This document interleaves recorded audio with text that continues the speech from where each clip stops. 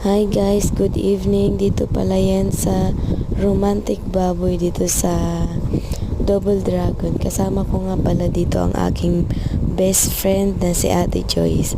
Siya yung nag-aya sa akin dito na dito daw kami mag-dinner kasi tinatamad na daw siya magluto at nakakapagod din daw mamalingke.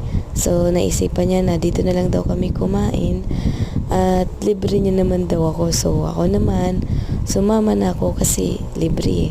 Masarap nga naman yung libre. Pero minsan din, nililibre ko din siya. Pero ayan, sumama ko sa kanya. Yung per head nga po pala dito is 600 pesos lang. Mula Rotunda, papunta dito sa Double Dragon na sa 5 minutes lang. Nandito na kayo nun sa Romantic Baboy. At yun lang guys, magandang gabi. Happy eating, happy dinner, happy